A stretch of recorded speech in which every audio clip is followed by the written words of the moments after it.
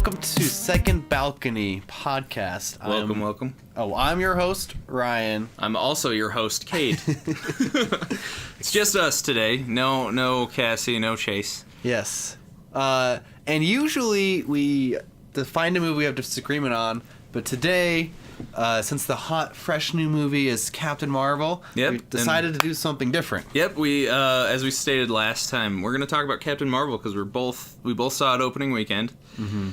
And not together. Yeah, not together, and we haven't talked about this at all. We didn't even text about it. No, we don't even know how many stars we gave it. I have a feeling that it's going to be about the same. Yeah, I was actually, even though we haven't talked, I'm like, I'm pretty sure I know exactly everything. Yeah. Or not everything, but I know what Cade's thinking. Hopefully we'll disagree here and there. But yeah, Captain Mar-Vel. Ryan, do you want to start us off on your thoughts? Okay, so I don't want to say, we're not going to say right off the bat, or we're not going to say openly, or if we like it or don't like it. We're just going to talk about it, and then eventually we'll get to it. We'll get to it. I will say, the first thing to talk about is the Mar-Vel logo with the Stan Lee tribute. That was great. I will say I was super excited for that. I love that. I mean, I was so happy. It made me...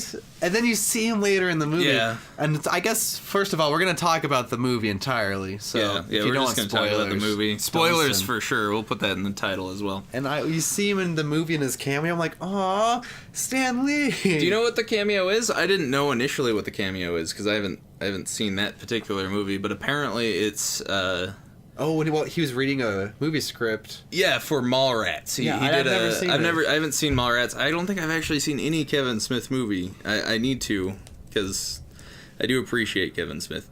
But he appeared in Mallrats, so he was like... Oh, was he reading his line? Yeah, he was reading his line from Mallrats. That's awesome. Which is really cool, and I did read Kevin Smith's...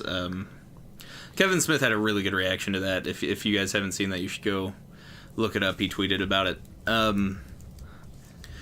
But what was interesting about the Mallrats thing is I read an article saying that it creates a paradox because in the Marvel Universe, Stan Lee isn't famous, so why would he be featured in a movie as Stan Lee? You know what I mean?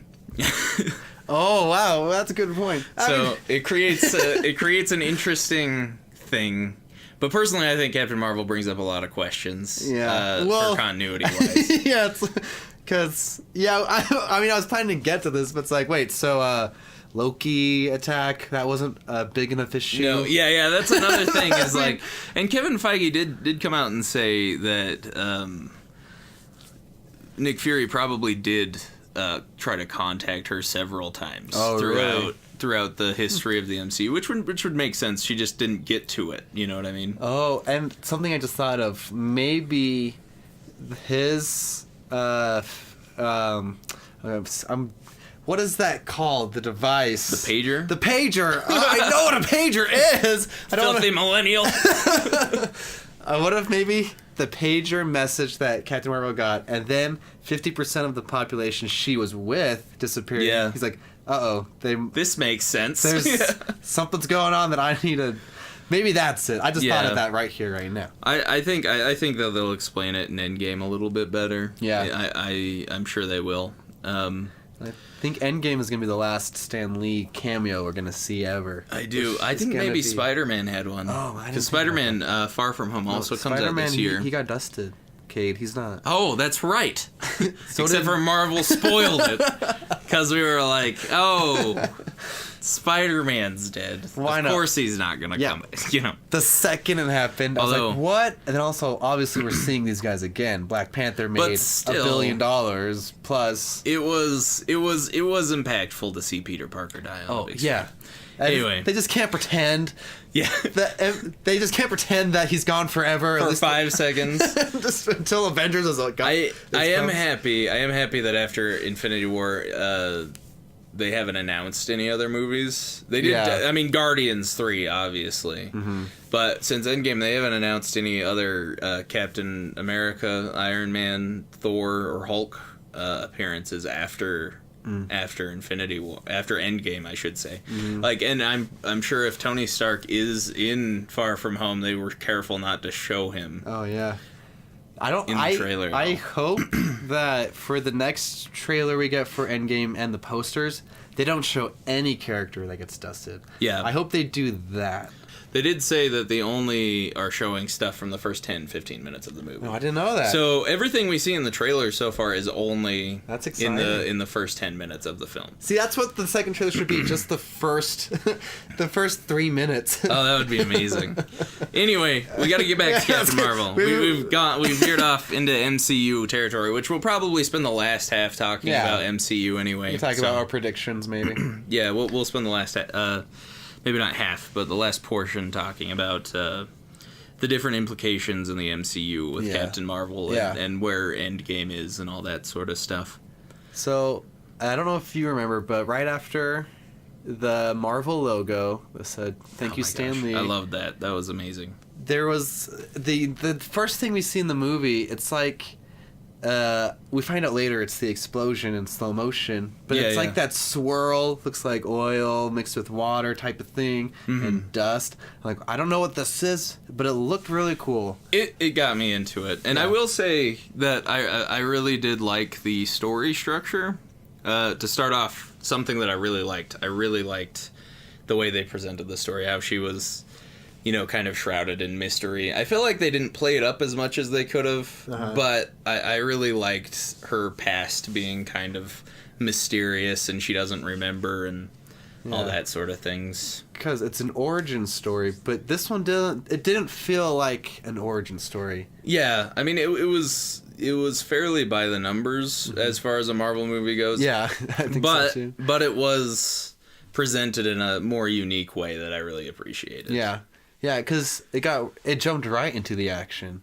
Yeah, right, it with did. Jude Law and the crew. The guy, I need to look up his name, but his character is in Guardians 1. I'm like, oh really? A Ronan? No. Oh. Ronan the Accuser is the bad guy from Guardians 1. Yes, and he was so wasted in this movie. I feel like that was... Why was he so... I feel like that was a lot of this movie, though. A lot of it felt kind of pointless. This guy... And that's kind of bleeding into what I think about the movie, but... I'm going to mispronounce his name. Jamon Hanso. He's in a lot of movies, like Blood Diamond, and the first Guardians as... Korath.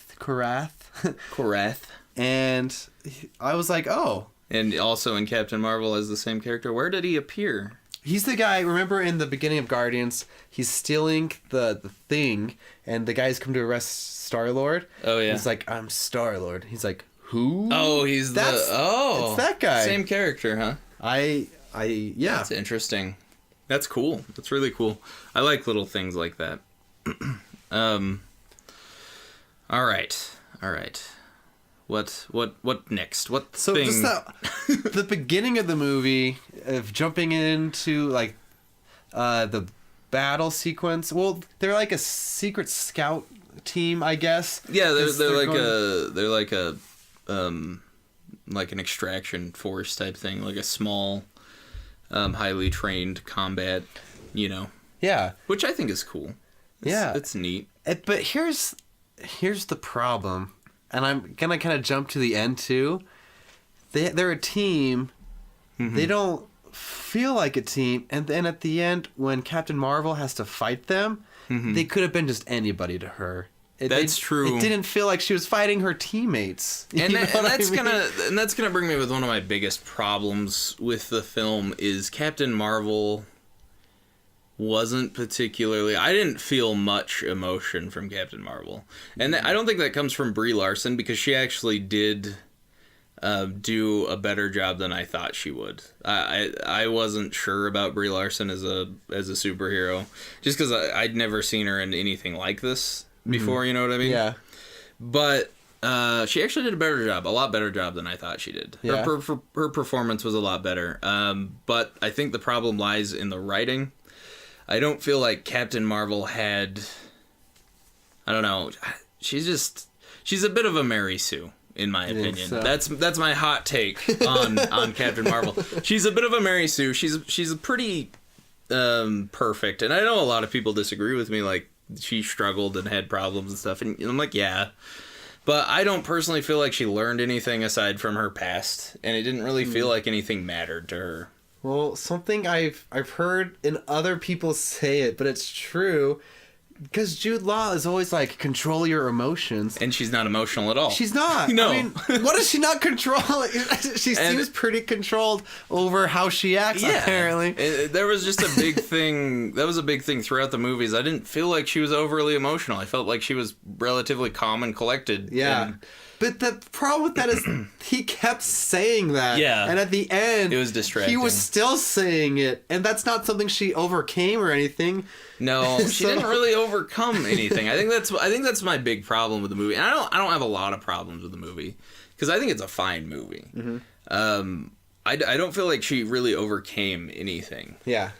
Because it just felt like everything came a little bit too easy to her. Like the fact that her friends and, teammates and family were lying to her, and she flips on a dime. She went a little bit of Anakin Skywalker flipping there. You know what I mean? Episode 3 just flips.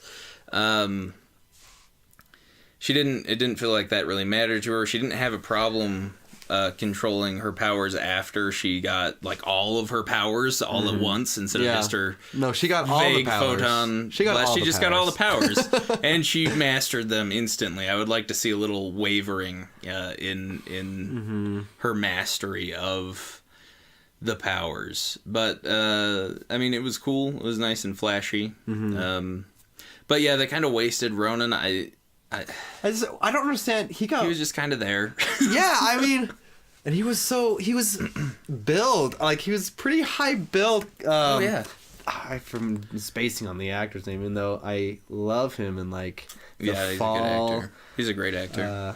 Where I also don't remember his name though. Oh, Lee Pace, and also Pushing Daisies. Yeah. I love Lee Pace. I liked him in Ronan in the first Guardians. Yeah. I think he does well. But I don't know. I think they just had him just to have him. You know what I mean? Just because they anything. could, and I think that was fine. I mean, he was kind of there. Did you notice he didn't have the black lines on his mouth? Or he didn't have his makeup. He didn't look that way. But I thought that was kind of cool. It's like kind of some pre whatever the heck that was. You know what I mean? Yeah, you kind of fill in the gaps in your mind. Yeah, and I kind of like that. I actually did like the 90s setting and how, you got to fill in a lot of stuff in your mind with the way things work. So, okay, let's go back because Captain Mar-Vel with her team, they go in to infiltrate. Turns out there's a bunch of Skrull there. Yeah. And they fight the Skrull. She finds the contact. Turns out the contact it was a Skrull. Oh crap! Oh no, it's Talos. Yeah. Talos? Yeah, that's his name.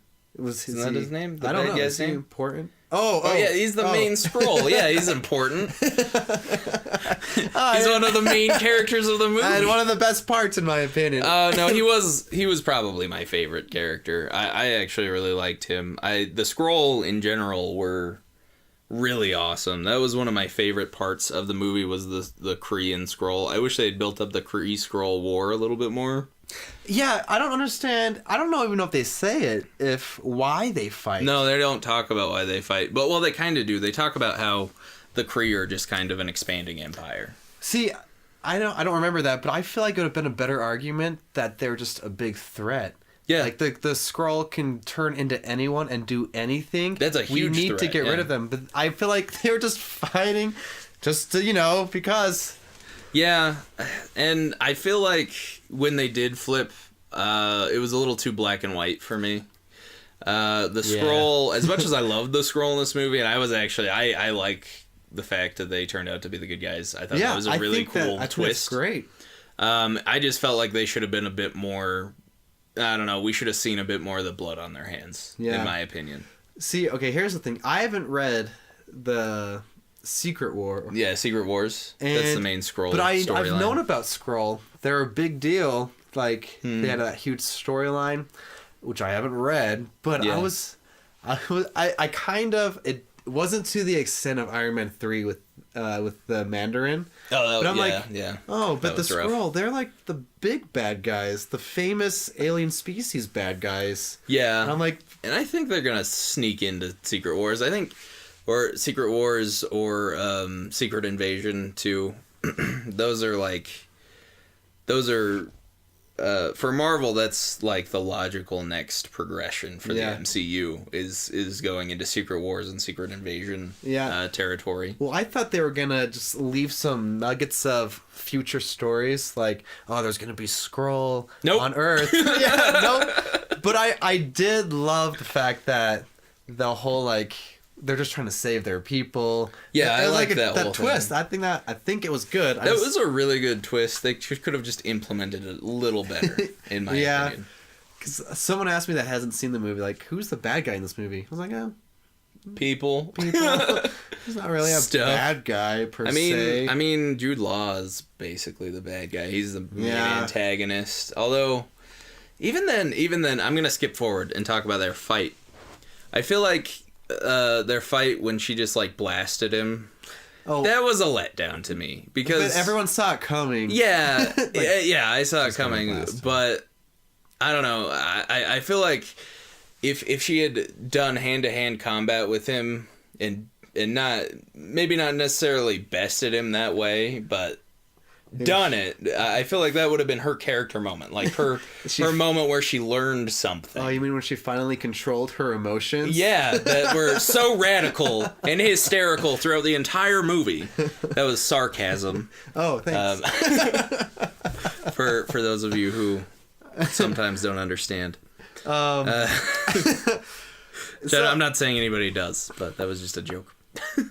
So, can I tell my biggest problem with the movie? Yeah, just go to your biggest problem. Let's hear it. Okay. And then I'll tell my biggest problem. It might be the same thing. No, because I think you already said that you think the opposite of what my problem is. Oh, okay. My problem is actually kind of Captain Marvel herself. Really? Or at least Brie Larson's interpretation. Yeah. Because a lot of the things, she says a lot of sarcastic or sassy lines. No, that bugged me too. And to me, it came across as annoying. Yeah. No, I think her banter, a lot of the banter she had, but that's where I credited that more to writing. Yeah. I felt like the banter she had fell flat. It just didn't work for me. It didn't make sense. Yeah, I kept thinking, I feel like some of the things would have worked if it somehow came through Iron Man, or like some that we know and is established as like being sarcastic, or, you know. But I mean, that's the MCU problem. That's the Disney movie problem, is that everyone has to have some snarky comment. Yeah, and that's a lot of her dialogue. Yeah, it is. And she should have been a more stoic character, I think. Because every time she would do it, I'm like, I get it. It's a funny line. It pulls me out of it a bit, like, too. Yeah. It annoyed me. So I think Brie Larson's performance was good, but I think the writing was rough a lot during the. I think that it's just there's a problem with her character. I think that there's just I personally don't think the writers understood the character as well as they should have before they wrote the movie. Because Captain Marvel, the character, isn't like, I mean, people know about Captain Marvel or Miss Marvel, whatever. Yeah. But she's not as famous as other characters. She will be more so now. Yeah. I think in the leading now since this movie, people are going to know about her and always look to her as like, you know, a big deal. The big deal, the strong, famous female superhero in Marvel.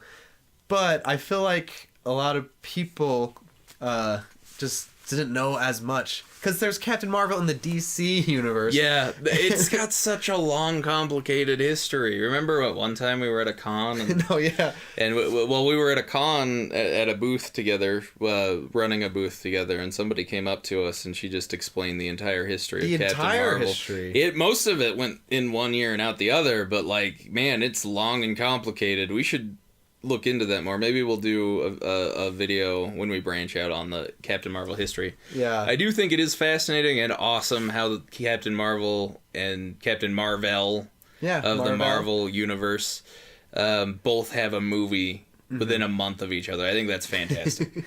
Well, it's Shazam now. It's Shazam, but they never say his name in the trailer, so I'm wondering they may say Captain Marvel in the movie because his name is Captain Marvel in the comics. I feel like people do know him as Shazam, like, oh, Shazam. Yeah. But he's always been Captain Marvel. Yeah, he's always been more Captain Marvel to me than the Marvel version. Yeah. And that's even with, I don't know, the Captain Marvel of the Marvel universe, it just was too complicated for me to really understand.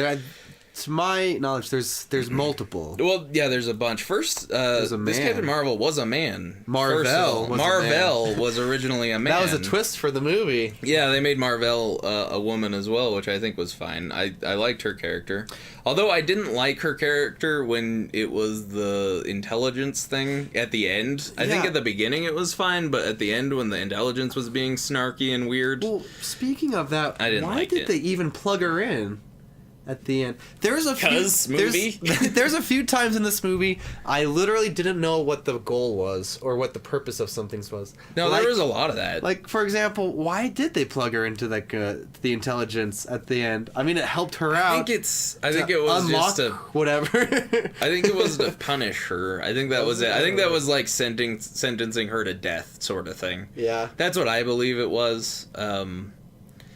It didn't bug me that much. What bugged me is like, ooh, this is a nice jacket. Yeah, that bugged me. That bugged me a lot. It's like, you're an evil villain. Just shut up and do your evil villain stuff. It's all in her mind, though, right? I mean, but I mean, it's still the intelligence thing talking to her. Mm-hmm. I'm going to move on to my biggest problem with the movie. Okay. Goose the cat. What? Goose the cat Goose? Was my biggest problem. I liked Goose. I liked Goose initially because the Flurkins are pretty cool. I'm not gonna lie, I like Flurkins. And I was excited to see it in the movie. I was excited to see Goose the cat in the movie. Yeah. But after the movie, I thought about him. And he was fine during the movie for the most part. I'm sure we're gonna get to that. Yeah, we're gonna get to that. That moment. I have thoughts about it. I also have thoughts. But looking back, and Goose is pointless. There was no point in the movie where it justified Goose's presence. Nothing Goose did or reacted to mattered. Like he held the Tesseract for a minute. But something else could have done that. Like, he didn't need Goose for that. Yeah. And just there was no point of Goose being there. And I was just wondering, like, so this cat, it was Mar-Vel's cat originally. Oh, yeah. And so I didn't make that connection for a while, but they did explain that in the beginning of the movie that it's Mar-Vel's cat. But so this cat's just, wandering around a base. This Flurkin, this dangerous space animal, is just wandering around a shield base. I assume it's shield, right? Yeah, it's a shield base, I think, for 6 years.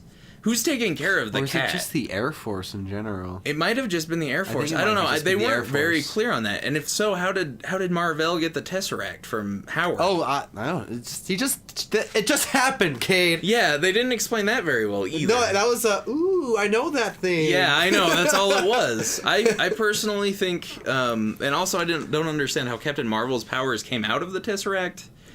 That wasn't really clear either, in my opinion. I know she blew up the engine and she absorbed the energy or whatever. I thought it looked cool. I thought that was a really cool moment.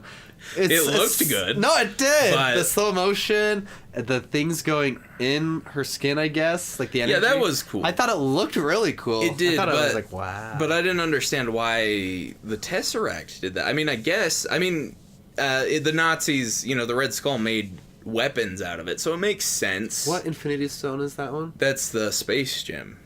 Oh, she can fly in space, Cade. Yeah, I mean, I guess. But she should have the power of teleportation, or I don't know. It's just there's a lot of things that I don't understand about it. I was actually thinking that it would be cooler. Cassie and I were thinking that it would be cooler if it was the mind gem. Oh yeah. Because we don't really have an explanation for the mind gem. Thanos had it originally, gave it to Loki. Yeah. And then it was in the staff, Loki's staff, and then, Quicksilver and Scarlet Witch got their powers from it. Yeah. And then Vision, but their powers have nothing in common. But how did Thanos get a hold of it in the first place? Because he had it. have the Mind Stone give Captain Marvel her powers, and then and then Thanos gets it somehow. That would have been a cool tie-in. That would have been. You know, but that's just my thoughts on that. But anyway, back to Goose the cat. Yeah, back to Goose. Okay. I thought pointless. Goose was fine. Like I liked how Nick Fury. I just wish that there was a point to him aside from the stupid thing. He had to hold the Tesseract key. But literally, most things could do that. Just get another box. They had to beat the bad guys that one time. Yeah, but they got caught 10 seconds later. So it made no difference. Let's jump to the thing. Okay. Nick Fury losing his eye. That pissed me off. That made me angry. I know a lot of people just laughed it off, thought it was great, but it really undercuts Nick Fury's character. Yeah, okay. It happened, and like, oh, so that's it's like a fake out, you know? Yeah, I was hoping it was another fake out. I didn't know it was real until like the end of the movie. That's how he loses his eye? I was mad about the car accident, and then it's like, oh, the car accident's fine. It's like, okay, good. Nick Fury can have a cool, and then just to rub salt in the wound, they made the stupid cat. But going into the movie, I'm like, we're going to see Nick Fury lose his eye. I was excited for that too, yeah. But, okay, here I have two things to say.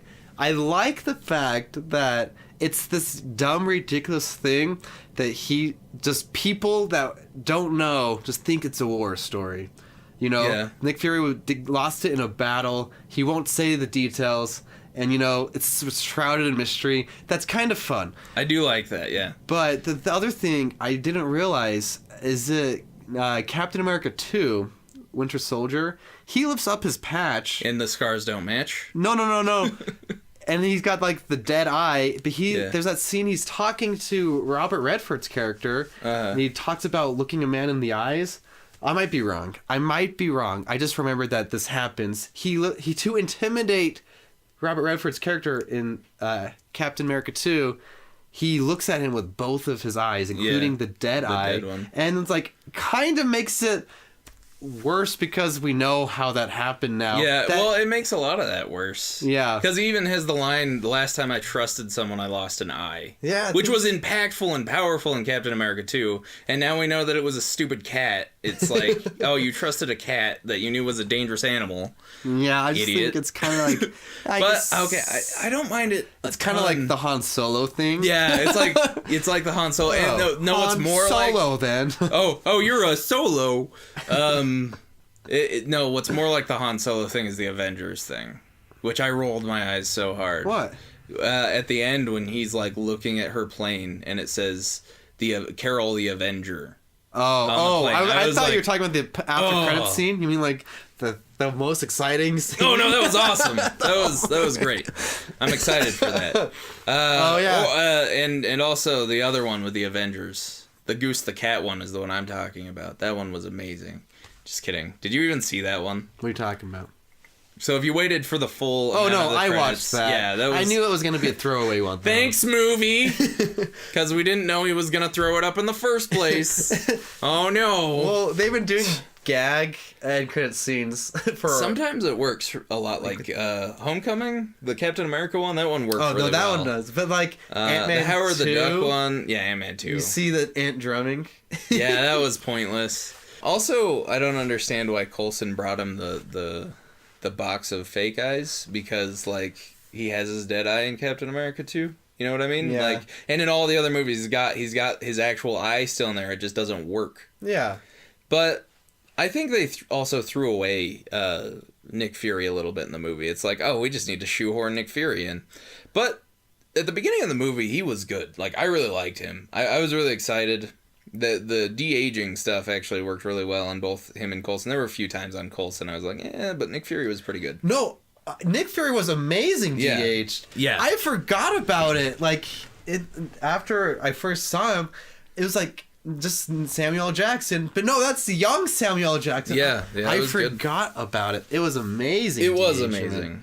The first half of the movie, I thought they were really good. I really liked the scene in which they're in the car driving to the base and Captain Marvel and him are talking. He's like, what do you call a Big Mac in France?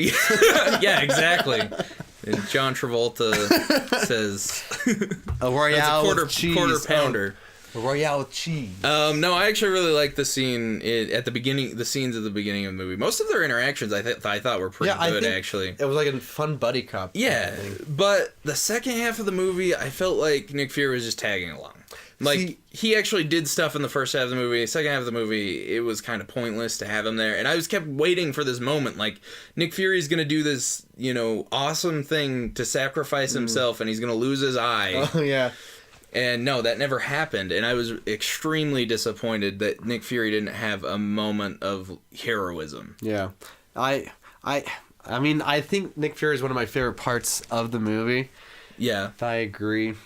I will say probably my favorite scene though is when Captain Marvel is with her friend who she's forgotten about now. Friend. Yeah, the friend was a really great. Good character. I looked at her Lashana Lynch or Lashana Lynch, either or. She did a really good job, and I really liked the dynamic between her and Captain Marvel. I thought that was a really cool relationship they had. See, yeah, because on one side they're best friends, but one of them doesn't remember anything about it. Mm-hmm. And part of me is sad that they don't explore that concept better. Because they just kind of were like friends again. Yeah, though... Yeah, they had that conversation, which was probably the most emotional part of the movie, I think. Stop being emotional. but then, they're just... I don't know. I think that part was great. I think her whole character is awesome. Yeah, she was... her and Talos were my two favorite characters. Yeah, in the movie. We should actually get to the scroll. Oh, I love the scrolls. I love the scrolls in this movie. The effects on the scrolls were really good too. Yeah, like the makeup and even the when they changed, the CGI changing. Yeah, that was awesome. I agree. I thought that was super good. I thought it looked great. Oh man, yeah, it was amazing.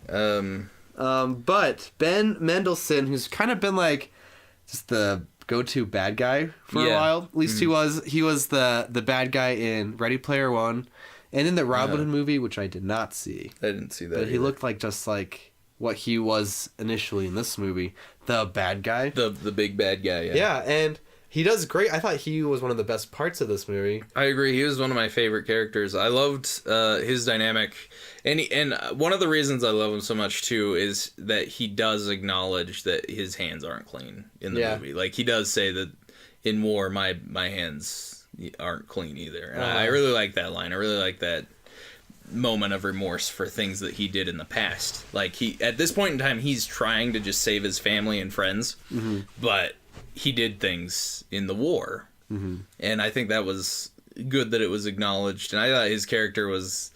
good in general. Okay, my real favorite character. Yeah, wait, we will come back to the scroll. My actual favorite character is the science scroll. Because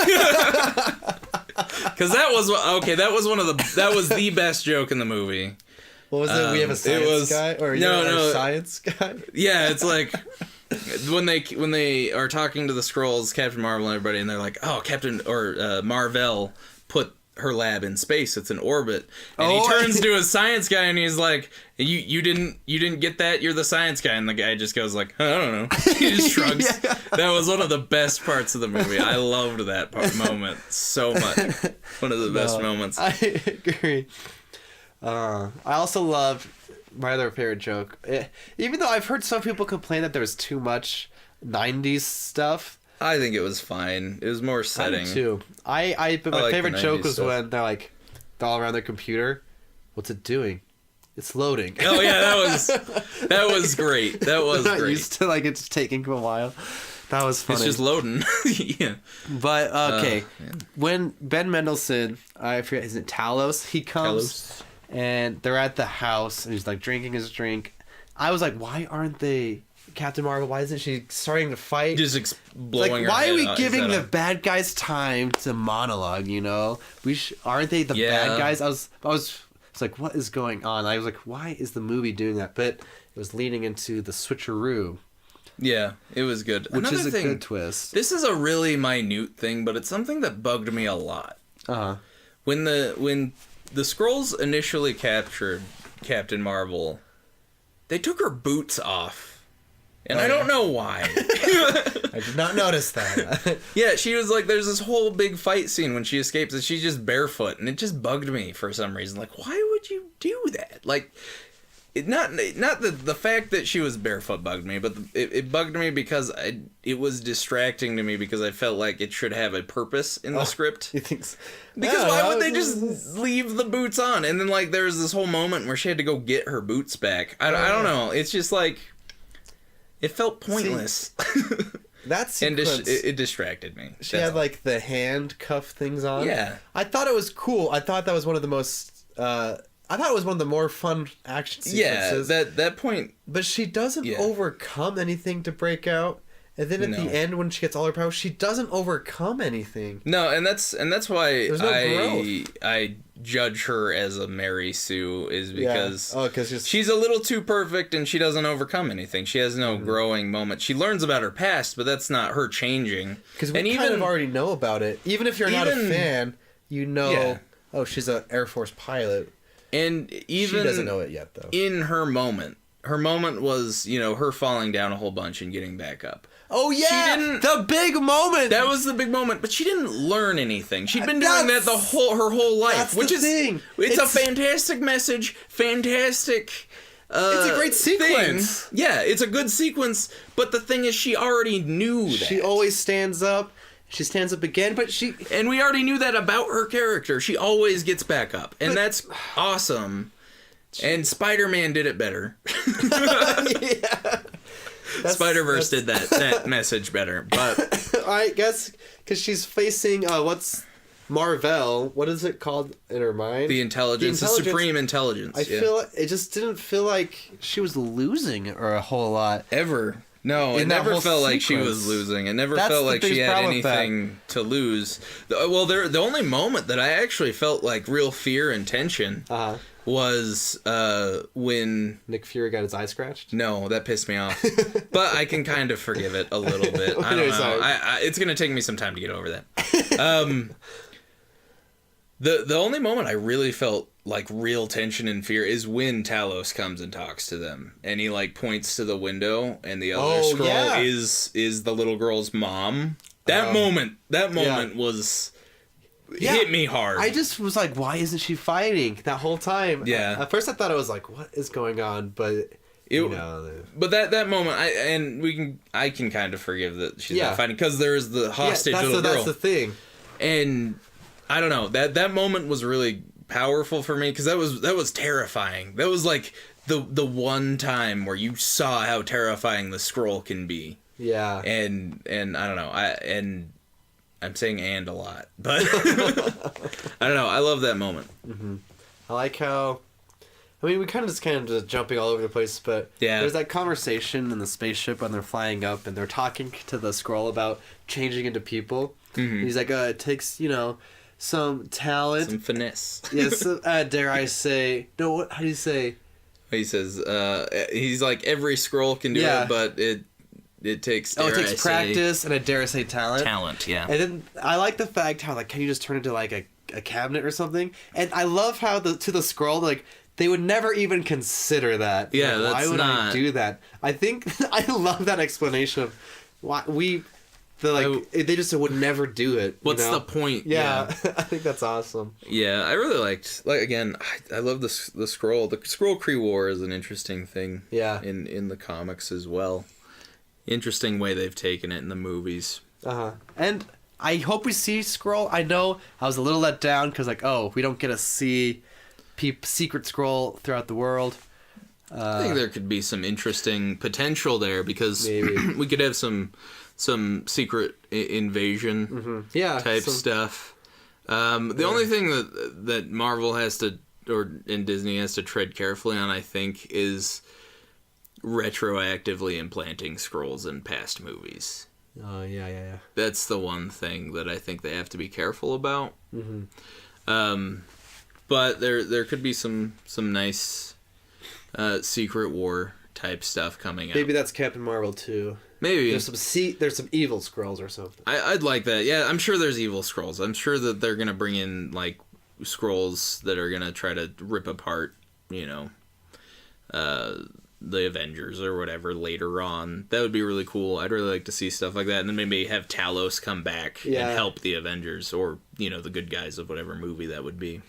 See, I guess the end scene, the big climax, when she's in space blowing up ships. Yeah. I don't know how to explain this other than it was just underwhelming. A lot was happening. I was thoroughly whelmed. You were whelmed. I was whelmed. Yeah, there was a lot happening. She was OP, and I'm like, all right. I mean, she just flew through a spaceship. I mean, I don't know if I guess it's might be just be a me thing. Like, how do you make it cooler or more more interesting? I just okay, she's just blowing up the ships. Nice. I mean, it was whelming. I think, and that brings me to my point about the whole movie. My whole opinion of the movie is it's whelming. It's an okay movie. Like, it's decent. Yeah. Like, I mean, it's okay. Yeah. I feel like I might have heard this from either someone, because I've talked to a few people in real life, including my wife and a few coworkers, that loved it. I talked to a few at school as well. I love Captain Marvel, like the movie. And I'm like, I kind of found it just kind of average. I don't dislike it. Yeah, it was okay. Because Marvel knows how to better. Make a good movie. Yeah, I like it better than probably Ant-Man 2, Ant-Man and the Wasp. I probably liked it a little better than that. Maybe. I don't know. They're about on the same tier for me. I liked it better than Thor 3. No. I don't like it better than Thor 3.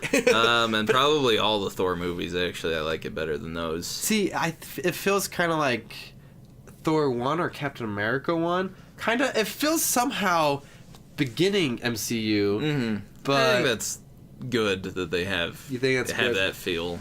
I suppose. But, I don't know. And the thing with the Tesseract, I think... Sorry. The only thing I can really think that how it got to where it was that it was an extension of S.H.I.E.L.D., like an Air Force S.H.I.E.L.D. deal sort of thing. Yeah. I don't know.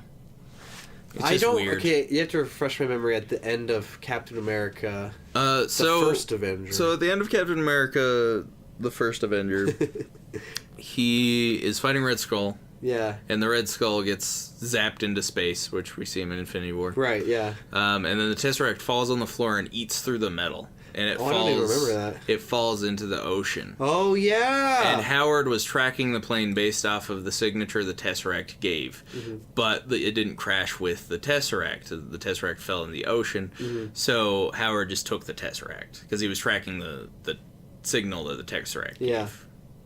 Okay. I mean, it doesn't bother me that was in the movie. I think it was fine. Me for a half a second. I thought it was I think it's okay. I feel like, once again, my biggest problem was how Captain Marvel came across. She's supposed to be like a sassy, sarcastic person, but to me it annoyed me. She's a Mary Sue. That's your biggest complaint? That's my biggest complaint. But I like Samuel Jackson and Brie Larson's chemistry. I thought there was some fun moments, like with the Skrull, like the who's the Skrull type of thing. Yeah. I thought Brie or Captain Marvel's friend was fun. She was great. I like the little girl too. She was good. During the part where it's like, help me choose my colors, and she's all like, touching the thing. I'm like, that would take me like an hour to figure out. Yeah. I'm like, what the? How do you even know how that works? It's like, I'm a '90s kid. Yeah, that bugged me a little bit. She had zero. There was zero like figuring things out. She's like, here, colors. And why does the suit even do that if it's like a military uniform? Cool. Oh, and this brings me to another complaint I actually had. Changing. It wasn't a big deal, but technology. I had a second where I'm like, why would it even do that? I mean, it doesn't change the design, just the colors. Yeah. I do say that I really like the colors. Like, the suit's really cool. Yeah, I thought... Because, I think one of the original Captain Marvels was the green and black pattern. That's why they did that. I think one of the issues I had with the suit was when her helmet was up, her face looked fake. You know what I mean? I felt like that's where the effects kind of fell through, is like her lips and chin looked a little fake, and her eye, and her hair, and I don't know. I like it. I like the look of it. It was a little bit in the uncanny valley for me. It's a little ironic since the Samuel Jackson looked so good in his face. Yeah, that's true. It's a little weird. But have you noticed how all of the Marvel heroes have masks that go boom, Like they're nowhere, and then all of a sudden they're on their face. And I always think about what if their hair catch? You know, I always think that would hurt so bad. I mean, it doesn't matter. Like a little hair on the back of your neck just getting pulled. Yeah. And I like in the first Ant-Man and like Iron Man 1 and Iron Man 2, their helmet still was relatively on their head, and then like the face part came down, and then like but then after that. They've all, even Black Panther and Spider-Man, they all just do like the face is except for Captain America. Yeah, you should probably figure that. With the times. Get with the times. I don't know, and more with the suit. I felt like the suit was awkward. Really? In certain places. Yeah, you know what I mean? I don't. Okay. Well, I felt like it wasn't tailored properly. A couple of, like, around the shoulders, it felt when you like say it looked a little awkward weird. In certain places, you mean places like places on her body? Yes. I felt like the suit, and not only her body, like Jude Law too. Like I felt like his was worse than hers. I felt like they fit weird. I think they were going for like a military / comic book look, and I think that's why that happened. Yeah. But I feel like around like the hips and the shoulders, it just looked kind of weird when they moved. Like when they moved their arms up and down, the fabric just didn't look very comfortable or I guess I don't know. Interesting. Not interesting. It looked off to me. It was a little distracting to me. Well, I guess I don't know. I'll have to rewatch and. It wasn't a big deal. It wasn't a big deal at all. I like that they're actually wearing the suits as opposed to Black Panther and Spider-Man. Yeah. I think for me, those are like super obviously not actual suits they're wearing. At the time. Yeah. But like Iron Man and War Machine. It doesn't bother me at all because it just armor. It doesn't really matter because it doesn't look like as CGI as the suits do. I didn't think about that as much. Yeah, these suits aren't really CGI at all, except for the helmets parts, mask parts. They're definitely I think for the most part they're definitely wearing actual. Which I did like them. I just felt like. I don't know. The tailoring could have been a little better, but that's just my tiny little opinion. You mean your nitpick? Yeah, my little nitpick there. I've got a lot of those little nitpicks. Ooh, okay. Can we talk about the end credits scene, the one that mattered? Yeah, the one that mattered. Yeah, I will say it worked visually, and that's what they needed it for. But I thought it was hilarious. It's not funny, I guess, but they're staring at the globe, and certain countries were highlighted with a number counting down or counting up to say how many people were missing in those countries. So it was like New Zealand, and it had like a counter going up, and other countries at the same time. I don't even remember this. I mean, I was like, I don't know. I thought it half. I thought it was funny, but it was just visually trying to say, oh, it's really bad right now because so many people are missing. Yeah. But just the countries, you'll have to rewatch it eventually and see that again. Countries were highlighted with a number counting up. That's kind of funny, but it's like half of them. Except for it would be more than half. Like even people died. A lot of people died after that. We did discuss that after people in cars would crash into other cars. That helicopter in the end credit scene of Infinity War. More than half. And we're gonna move on to just talking about the MCU. But Captain Marvel, solid 3 stars out of 5. Yeah, 2.5 or 3. Yeah, I haven't rated it on Letterboxd, which you need to follow us on, by the way. Go ahead and follow us on Letterboxd. That's Stan Ollie, Stan All Y, and I'm Mr. Shirai Hud. So go ahead and follow us. We'll be doing like our reviews, or even just read them or dislike them. I haven't read one in a while though. I haven't either. But overall, Captain Marvel. This is decent. It was an alright movie. Yeah. It's not the best, not the worst. Nothing to There were some things that really pissed me off. There were some things that I really loved. Anyway, talking about MCU implications. So for the last 10 minutes here. I think it's cool seeing all the heroes together and introducing this new one. Because now we know her powers and we know what she can do. Kind of. And she just appeared there with all the main players. Was pretty cool. Yeah, that was cool. One thought I had is like, where did they find this pager? Yeah, I mean, how they know that was it was one thing. Like, how did they even know where this pager came from? Do you think or where it was? That's going to be a scene in the movie? I hope so. I hope they explain it. End of Ant-Man, the end credits scene after the credits was just a scene from Civil War when they had Bucky, his metal arm in the vice, in the big metal clamp thing. Yeah. I wonder if it's just a scene literally in the movie. I couldn't tell. I think it is. Yeah. I don't know. I'm hoping that they explain how they got the thing and why they knew it was important. Yeah. I hope so, because that bugs me a little bit. Well, it also bugs me that like Ant-Man shows up in the other trailer. It's like he's stuck in the freaking quantum zone. I was excited to see him struggle with that. Well, I don't know. We all know. What we don't know, we know everyone's coming back that got dusted because they still have movies to make. Yeah. What we don't know is who's going to survive. Because I guess Iron Man's dead. So yeah, I think Iron Man and Captain America. I think that's possible. I think Captain America needs a few more good moments before he's out again. Well, now we know about actor contracts, though. That's true. And Nick Fury is about done, too.